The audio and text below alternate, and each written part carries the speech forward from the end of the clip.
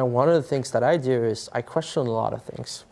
And you can do that in a good way and a bad way, but hopefully if you try to get people to motivate why they're doing something and their way of thinking, the worst thing you can end up with is a situation where you get told, well, this is the way it's always been. There's always going to have to be an element of luck, but I think more important is putting yourself in a business that can be ubiquitous, that really doesn't have limits. And oftentimes the best methodology is to start with the perfect experience with just one person, get that right, and then figure out how to scale something great. Instead of scaling something not so great and then trying to improve it. That's really hard to do. For fun is one of the key things, because that drives you to think and think and think and make it better and better and better than you ever would if you're doing it for a company. Build things at first for yourself that you would want. Welcome back, Wealth Tubers. Today, we're diving into one of the most audacious moves in modern geopolitics, Donald Trump's bold attempt to make Greenland part of the United States. Well, we need Greenland for national security purposes. I've been told that for a long time, long before I even ran. I mean, people have been talking about it for a long time. From rare earth minerals to Arctic strategy, there's a lot more to this story than meets the eye. Why Greenland? Why now? And what does it mean for the global power balance? Stick around, because by the end of this video, you'll know everything there is to know about Trump's Greenland gambit. And trust me, you don't want to miss this one. Let's jump in. A bold Arctic gambit, an unexpected twist in global politics. Donald Trump has his sights set on something no one saw coming.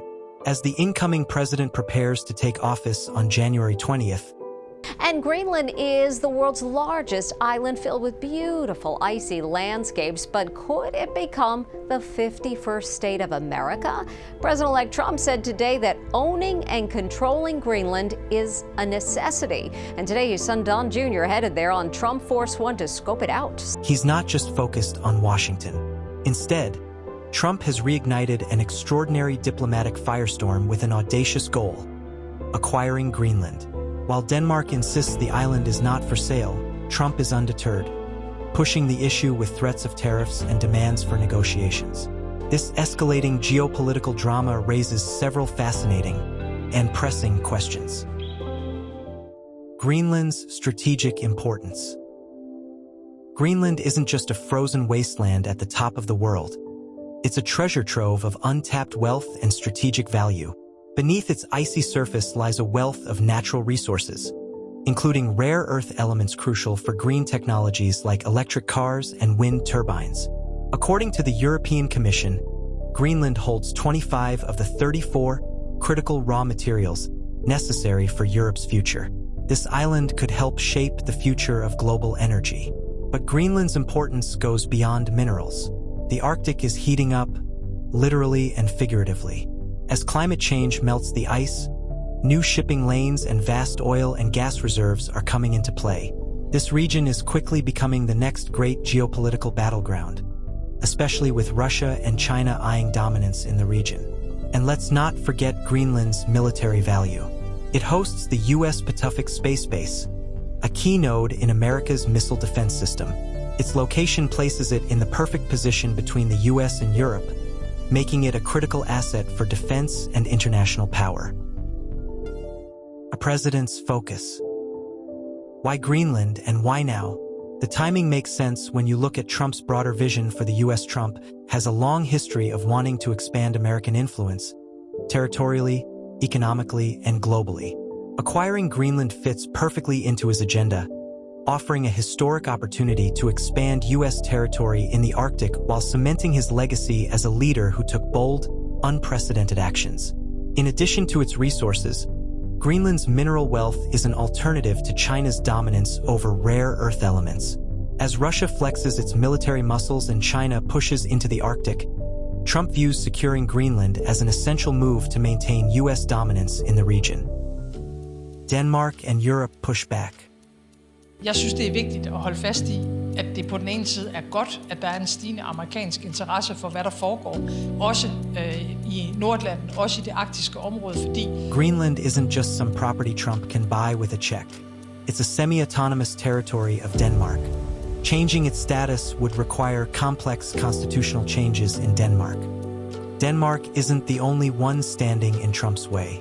Now, European leaders are also warning U.S. President-elect Donald Trump not to invade other countries after he returns to office later this month. European leaders have made it clear they're not on board with any idea of a U.S. takeover. Germany's Chancellor Scholz and France's foreign minister have warned Trump against violating the principle of territorial integrity, something that echoes the language used in the international community's stance against Russia's invasion of Ukraine. Trump is treading dangerous waters here. If he's serious about this move, it could spark an international conflict. And that's exactly the kind of global unrest that Trump would need to avoid if he's serious about his America First agenda. The endgame. So, what's Trump's true goal with all this talk about Greenland?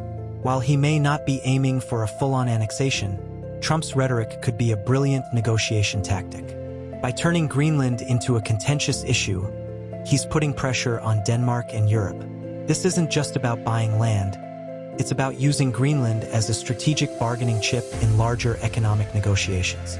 Trump loves to make waves. His threats often seem outlandish, but they shake things up, forcing countries to react and engage in ways they wouldn't otherwise. In this case, it could be the lead-up to a massive negotiation that Trump can later claim as a victory for America First.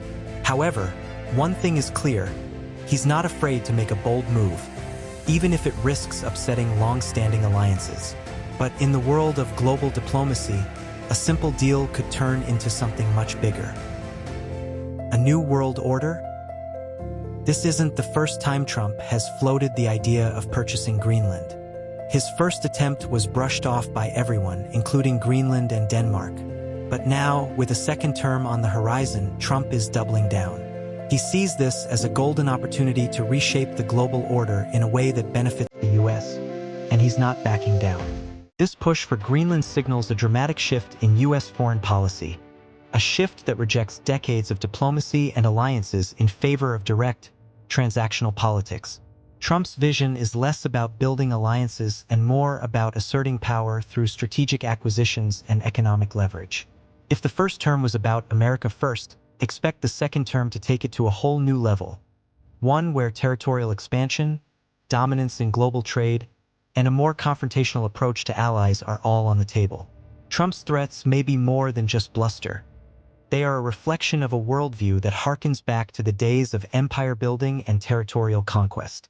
While it may sound like something out of a history book, Trump's approach to global politics could reshape international relations in ways we've never seen before. That's everything you need to know about Trump's Greenland gambit. From its strategic significance to the international backlash, we've unpacked all the key points of this bold move. If you found this video informative and thought-provoking, don't forget to hit that like button, subscribe to the channel, and turn on notifications so you never miss our latest content. Stay tuned for more.